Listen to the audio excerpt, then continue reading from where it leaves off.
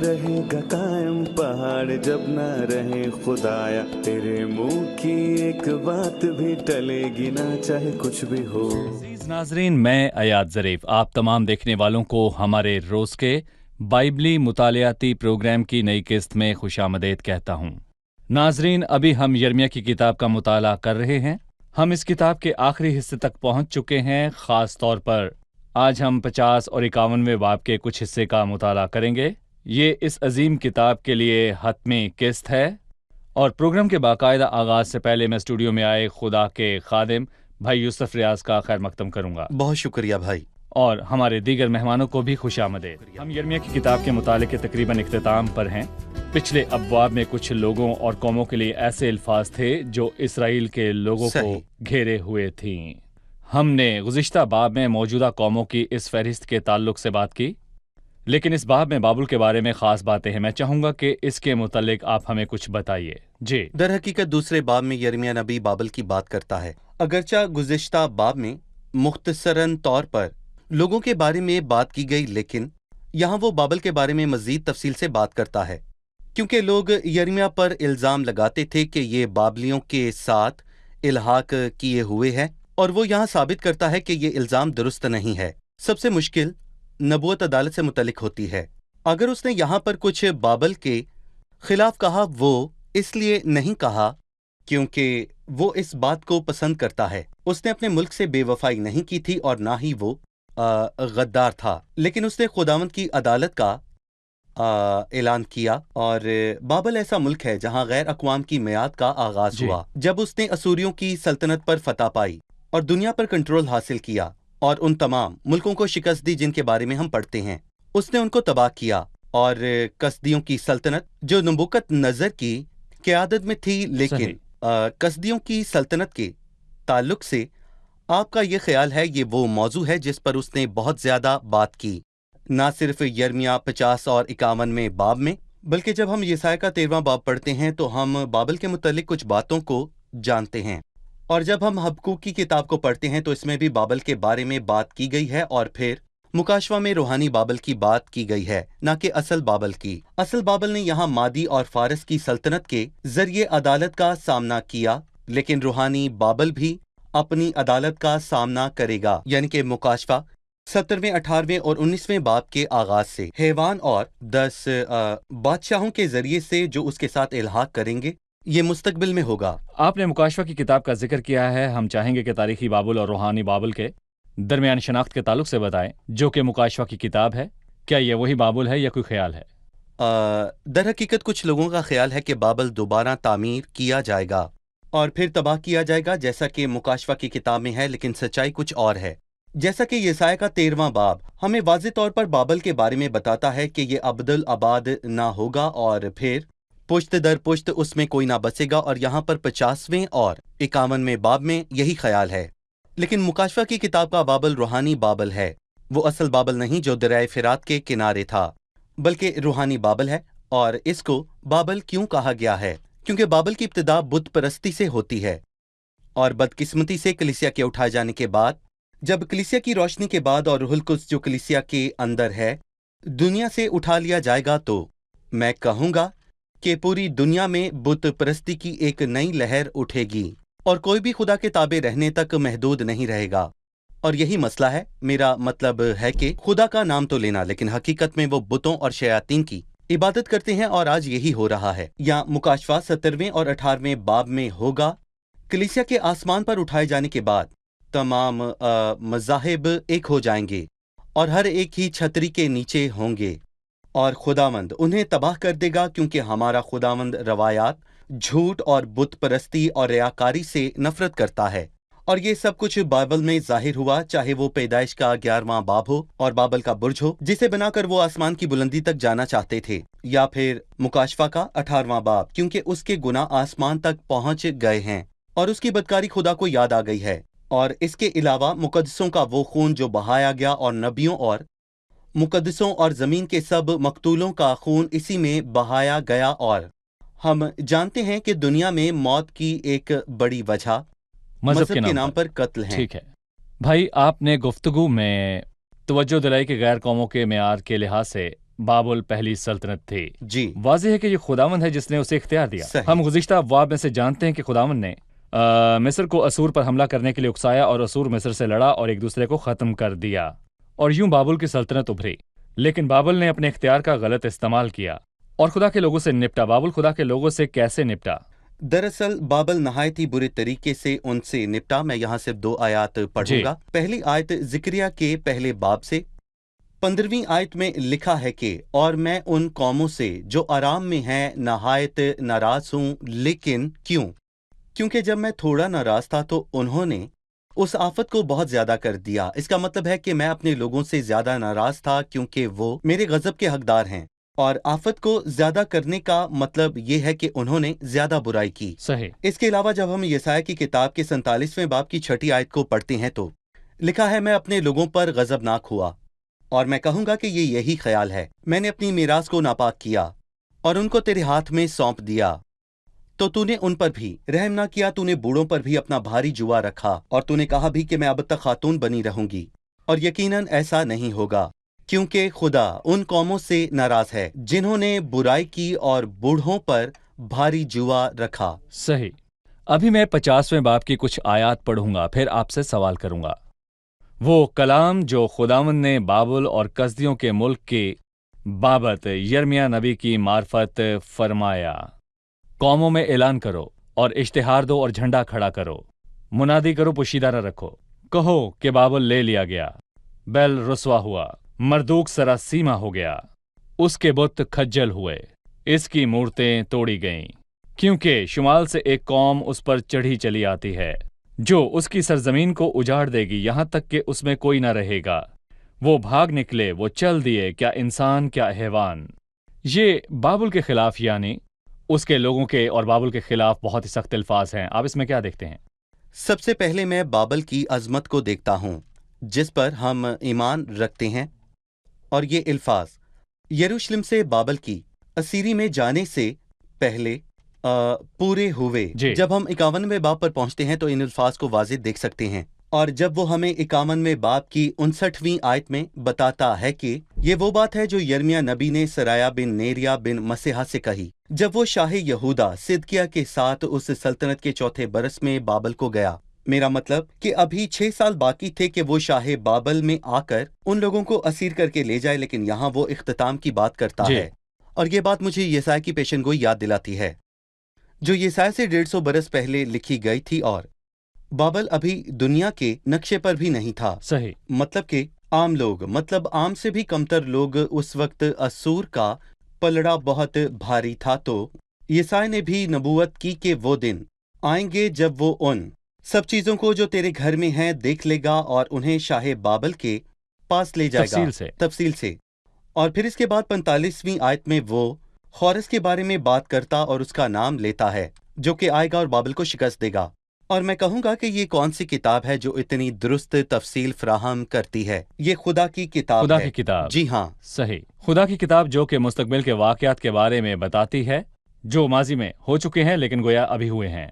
सही। भाई यूसुफ, उसने बाबुल के लोगों के मुतालिक बात की, बल्कि बाबुल के माबूदों के ताल्लुक से भी बात की।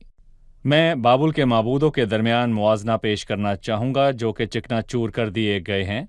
चौथी आयत में मुकम्मल तौर पर फ़र्क अल्फाज हैं। खुदावंद फरमाता है, उन दिनों में बल्कि उसी वक्त बनी इसराइल आएंगे और वो और बनी यहूदा इकट्ठे रोते हुए चलेंगे और खुदावंद अपने खुदा के तालिब होंगे। ये उन लोगों की बहाली से मुतल्लिक अल्फाज हैं, लेकिन तवज्जो उनकी खुदावंद खुदा पर है जो बाबुल के माबूदों की निस्बत उन्हें बहाल करेगा, जिसके साथ वो जाएंगे और उनके साथ वो शर्मिंदा होंगे। आपने दूसरी आयत का हवाला दिया कि बाबल ले लिया गया, बैल रुसवा हुआ, मरदूक सामरिया हो गया, उसके बुत खज्जल हुए और उसकी मूर्तियां तोड़ी गईं। लफ्ज बैल, सबसे पहले मरदूक एक मुरक्कब इस्म है, मर या फिर दूक यानी कि सबसे बड़ा बागी। और लफ्ज बैल हमें एक और माबूद की परस्तिश के बारे में बताता है और दरअसल जिसका मतलब उलझन पैदा करता है। लेकिन अगर आप गौर से देखें तो बागी को पैसे दिए गए और उलझन पैदा करने वालों को उलझा दिया गया। बैल रुसवा हुआ, मरदूक के टुकड़े कर दिए गए। मतलब वो कहना चाहता है कि ना सिर्फ झूठे माबूदों के नाम है लेकिन वो غیر مؤثر ہیں، لیکن حقیقت میں وہ کون سا بت ہے جو بنایا گیا ہے؟ لیکن سچا خدا ہے، اور جب وہ کہتا ہے کہ ان دنوں میں، چوتھی آیت میں لکھا ہے کہ بنی اسرائیل آئیں گے، اور پھر لکھا ہے کہ خداوند اپنے خدا کے طالب ہوں گے، وہ صہیون کی طرف متوجہ ہو کر اس کی راہ پوچھیں گے کہ آؤ ہم خداوند سے مل کر اس سے ابدی عہد کریں جو کبھی فراموش نہ ہو۔ یہ وہ خدا ہے جو پرستش کے لائق ہے، اور جہاں تک بتوں کی بات ہے تو ان کی کوئی حیثیت نہیں۔ چوتھی آیت سے متعلق میرا ایک سوال ہے۔ ہم پڑھتے ہیں کہ خداوند فرماتا ہے ان دنوں میں، بلکہ اسی وقت بنی اسرائیل آئیں گے اور وہ بنی یہودا اکٹھے روتے ہوئے چلیں گے اور خداوند اپنے خدا کے طالب ہوں گے۔ یہاں ان دنوں بلکہ اسی وقت سے کیا مراد ہے؟ اس کے متعلق کچھ بتائیں۔ بھائی یوسف، اس آیت کی تکمیل کب ہوگی؟ یقیناً یہ بابل کی اسیری سے واپسی کے تعلق سے نہیں ہے، اور میرے پاس اس کے 3 ثبوت ہیں۔ پہلا ثبوت، وہ کہتا ہے کہ بنی اسرائیل اور بنی یہودا اکٹھے روتے تمام ہوئے قبیلے۔ آئیں گے۔ تمام قبیلے جو بابل کی اسیری سے واپس آئے تھے 2 وہ قبیلے۔ صرف 2 تھے۔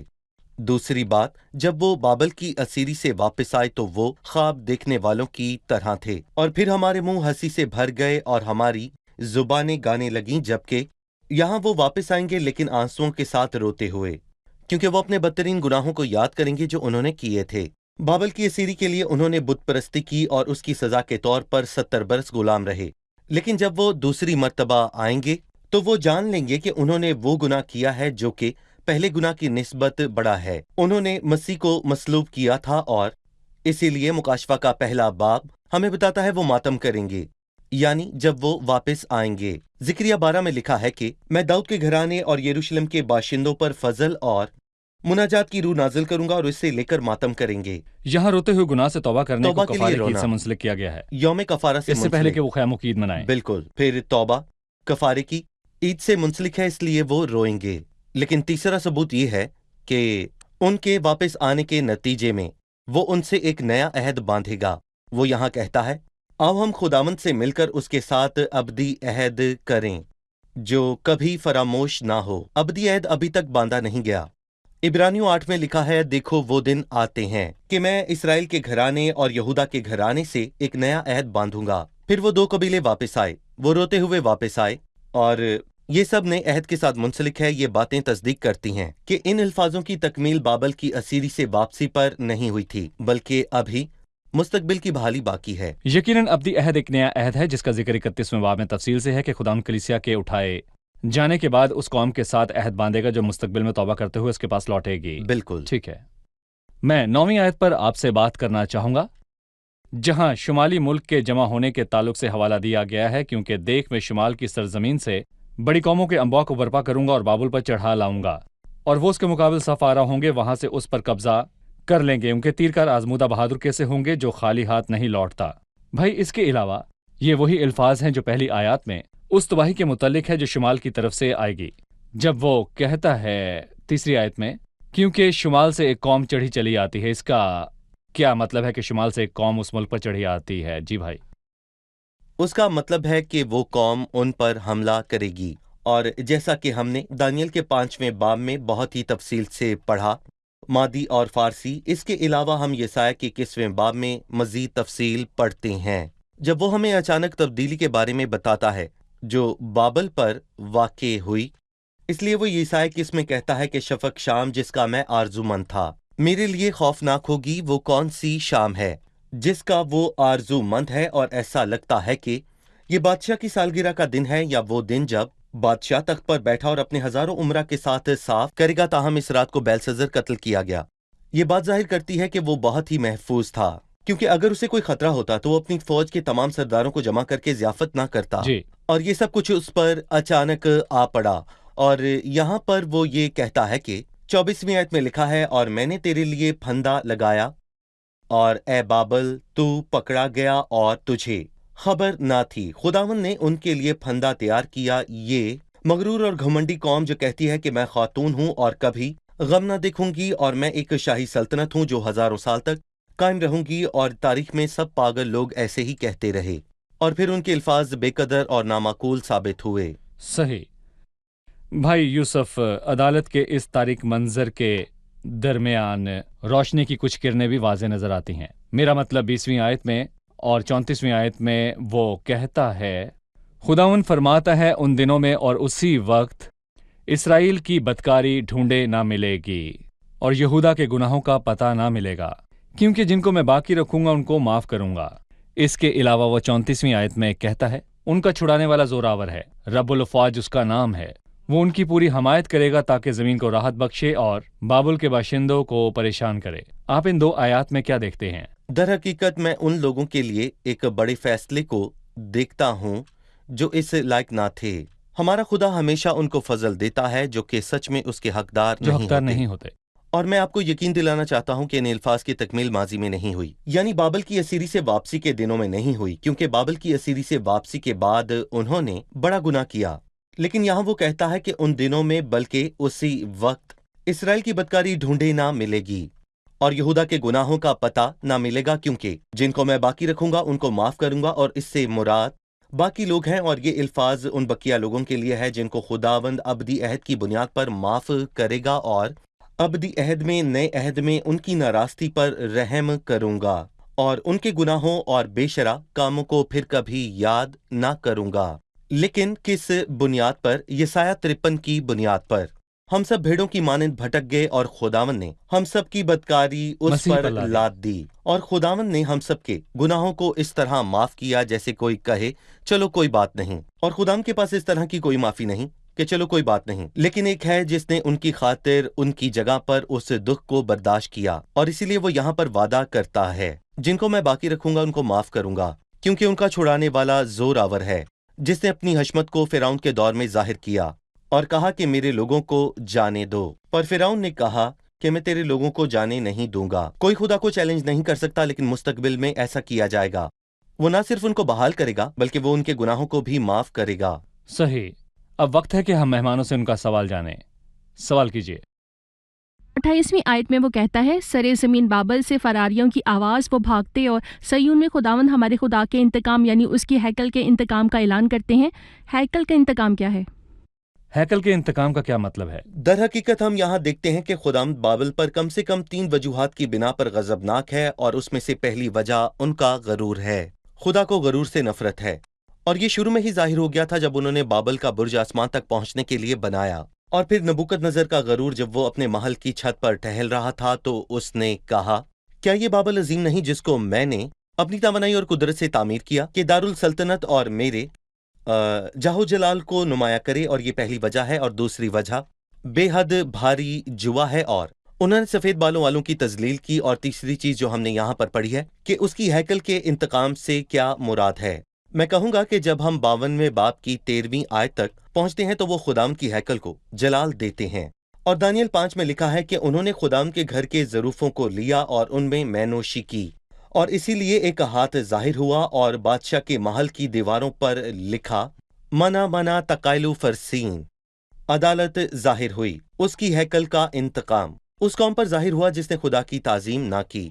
सही, ये उसकी हैकल का इंतकाम है क्योंकि खुदा को अपने घर के ज़रूफ की गैरत है। उन्होंने इन बर्तनों को लिया और इन्हें नापाक किया। सही। ठीक है भाई यूसुफ, हम प्रोग्राम के इख्तिताम पर पहुंच चुके हैं। अब हम मेहमानों से उनके ख्यालात जानेंगे। 50वें बाब में बाबुल के बारे में बहुत से अल्फाज हैं जो उसके खिलाफ खुदा की अदालत से मुतल्लिक हैं। क्या कोई बता सकता है कि खुदा बाबुल की अदालत क्यों करेगा? खुदावंद 3 वजूहात की बिना पर बाबल पर गजबनाक हुआ।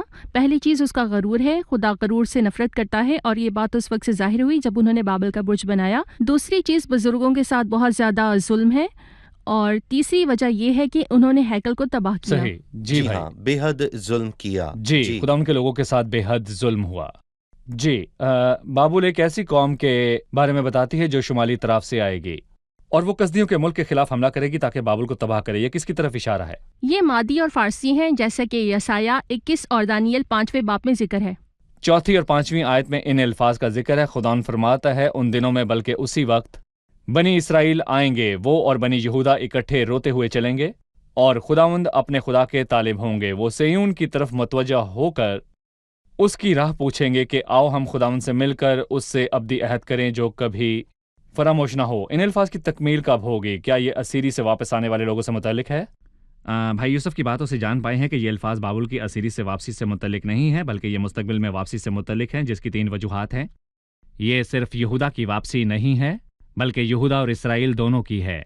दूसरी वजह यह है कि इस वापसी में आंसुओं के साथ हकीकी तौबा का जिक्र है, जब मसीह उन्हें कबूल करेगा ताकि वो 1000 साल बादशाही में दाखिल हों। तीसरी वजह यह है कि उनके वापस आने के नतीजे में अब्दी अहद बांधा जाएगा। ठीक है जी भाई यूसुफ, सही। आप सबका शुक्रिया। भाई यूसुफ, खुदा आपका आपको भी बरकत शुक्रिया। दे। अजीज नाजरीन, मैं इन शानदार अल्फाज को दोहराते हुए रुखसत चाहूंगा जो 20वीं आयत में मौजूद हैं। खुदावंद फरमाता है, उन दिनों में और उसी वक्त इसराइल की बदकारी ढूंढे ना मिलेगी और यहूदा के गुनाहों का पता ना मिलेगा, क्योंकि जिनको मैं बाकी रखूंगा उनको माफ करूंगा। अजीजों, एक दिन गुनाह मिट जाएगा, उसके लोगों का गुनाह खुदावंद के सामने से दूर हो जाएगा। क्यों? क्या ये मुफ्त है? नहीं, बल्कि इसकी बुनियाद इस बात पर है जो कुछ मसीह ने सलीब पर किया गुनाह की कीमत थी, और खुदावंद ने हम सब की बदकारी उस पर ला दी, यानी सलीब पर मसीह के दिए गए कफारे की बुनियाद पर। मुस्तकबिल में यहूदा के गुनाह खुदावंद की नजरों से दूर हो जाएंगे। मैं ये कहना चाहूंगा कि ये एक असूल है। बाइबल कहती है, मुबारक है वो जिसकी खता माफ की गई, जिसका गुनाह ढांका गया। मुबारक है वो शख्स जिसे खुदावंद मुजरिम नहीं ठहराता। आने वाली किस्त में फिर मुलाकात होगी। खुदावंद आपको बरकत दे।